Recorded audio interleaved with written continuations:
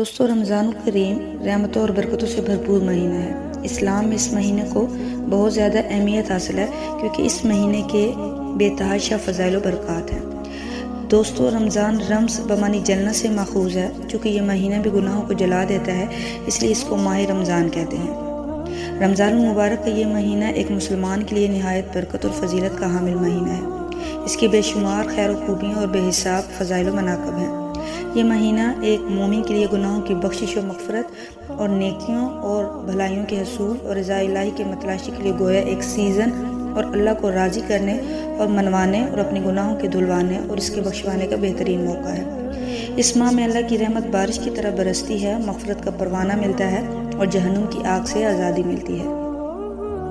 خیر کے طلبگار آگے بڑھتے ہیں، شر کے متلاشی پیچھے ہٹائے جاتے ہیں۔ ہر عبادت کا ثواب بڑھا دیا جاتا ہے۔ نفل کا ثواب فرض کے برابر اور فرض کا ثواب 70 فرضوں کے مقدار میں عطا کیا جاتا ہے۔ مومنوں کے لیے جنت سجائی جاتی ہے۔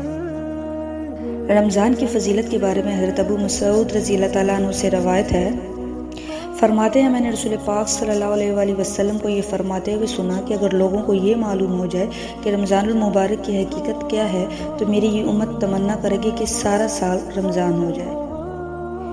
پھر قبیلہ خزاع کے ایک شخص نے عرض کیا کہ اے اللہ کے نبی صلی اللہ علیہ وآلہ وسلم، رمضان کے بارے میں ہمیں کچھ بتلائیے۔ آپ نے ارشاد فرمایا، رمضان المبارک کے لیے جنت شروع سال سے اخیر سال تک سجائی جاتی ہے۔ جب رمضان شریف کا پہلا دن ہوتا ہے تو عرش الہی کے نیچے سے ایک ہوا چلتی ہے جس سے جنت کے درختوں کے پتے ہلتے اور بجتے ہیں، اور حور عین عرض کرتی ہیں، اے ہمارے رب، اس مبارک مہینے میں ہمارے لیے اپنے بندوں میں سے شوہر مقرر کر دیجیے جن سے ہم اپنی آنکھیں ٹھنڈی کریں اور وہ ہم سے اپنی آنکھیں ٹھنڈی کریں۔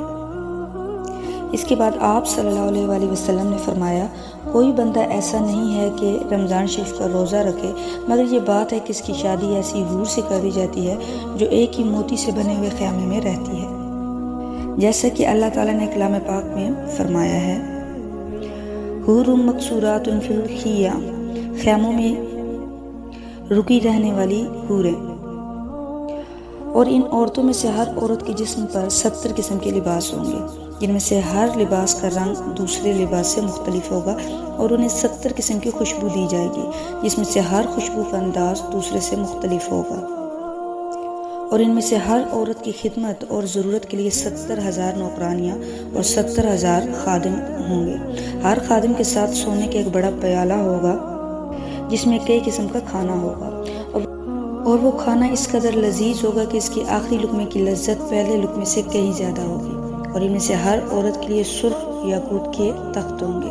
ہر تخت پر 70 بستر ہوں گے جن کے استر موٹے ریشم کے ہوں گے، اور ہر بستر پر 70 گدے ہوں گے، اور اس کے خاوند کو بھی اسی طرح سب کچھ دیا جائے گا، اور وہ موتیوں سے جڑے ہوئے سرخ یاقوت کے ایک تخت پر بیٹھا ہوگا۔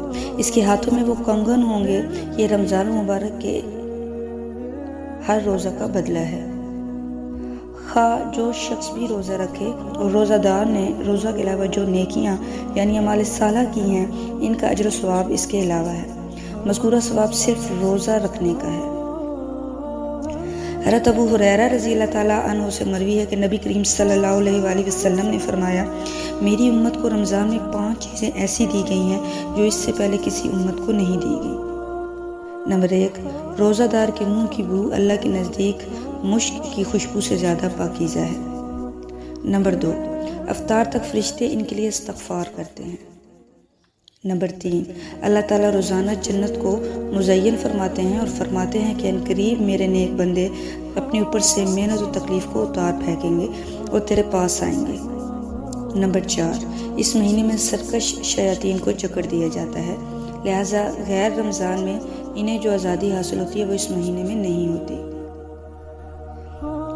نمبر 5، ماہ رمضان کی آخری رات بھی روزہ داروں کی بخشش کر دی جاتی ہے۔ کسی نے پوچھا، یا رسول اللہ صلی اللہ علیہ وآلہ وسلم، یہ تو مومنوں کے لیے بہترین تحفہ ہے۔ آپ نے فرمایا، بے شک۔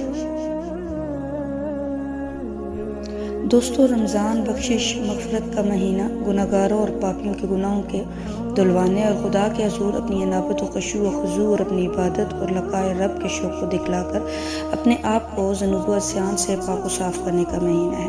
اسی رسول پاک صلی اللہ علیہ وآلہ وسلم نے اس شخص کے حق میں بد دعا فرمائی ہے جو رمضان کا مہینہ پائے پر اپنی مغفرت کا سامان نہ کر سکے۔